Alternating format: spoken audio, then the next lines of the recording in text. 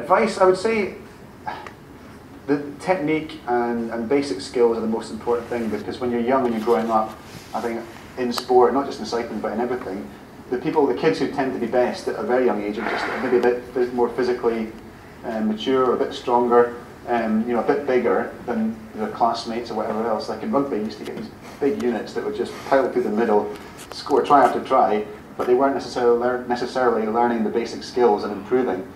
So when it all leveled out and they got a bit older, they weren't actually that good at the sport. So it's important to learn the basic skills to become a good bike handler, to get a good pedaling technique. But the biggest thing I would say is just enjoy it. It's about not taking it too seriously too soon.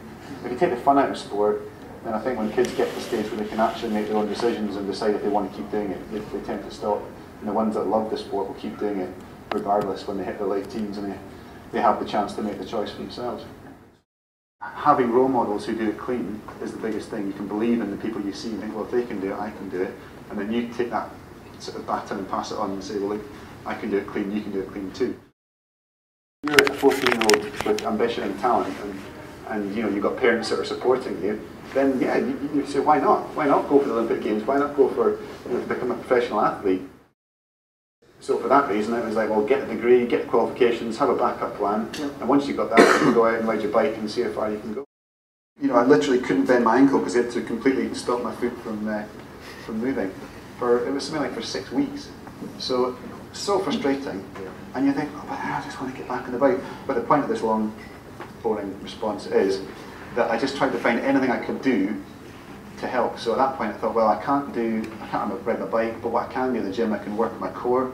So I went to the gym and I was doing all the ab exercises, the back exercises, everything that would help me in other aspects. I used to study videos of my rivals, of myself, look at tactics, look at different things. It was like I used it to recharge my batteries so that when I came back into training, and it was the same when I had my crash that was off the bike in 10 weeks, I came back with so much passion for every training session, and you appreciate it when you get back and you finally take slow steps, get back into it. But when you get back on the bike, and that first day that you actually feel you've got full range and you're feeling a little bit better, the muscles are starting to come back, it's a brilliant feeling. But it's about patience, and it's so easy to say, but it's much harder to do. Just take your time, and you will get there in the end. But if you take your time, you will get back to full fitness, and you won't do any long-term damage. If you try and rush it, impatience, then it will prolong that time. But there's no shortcuts. It will be frustrating, but you will appreciate it when you get back to full fitness. Who did I look up to when I was coming through the ranks? Yeah, Graham O'Brien, Scottish cyclist. For those of you who aren't aware, I'm sure a lot of you will have heard of him. In the early to mid-90s, he became world champion, world record holder, without the massive support network we have at British Cycling now, without any sponsorship.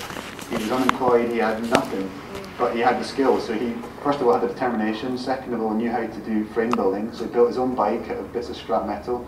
He had no washing machine that he took the bearings out of to make this bottom bracket that was narrower than anything that you could buy on the market, because he believed that his riding position, if you brought your knees together and tucked in, you become more efficient. And he invented this new riding position that no one had even considered before. Went out, broke the world record, became world champion. The UCI banned the position. He went away, thought about it, came up with the second position, even more extreme, called the Superman position, with his arms out in front. Broke the world record again, became world champion again. They outlawed that again. But it was more than just his ingenuity and his genius, it was his commitment to his training. I remember watching a documentary, I think it's online, on YouTube, it's called The Contenders, Battle of the Bikes, between Chris Boardman and Graham O'Brien, this documentary following their different journeys to get to the same point at the end of the season.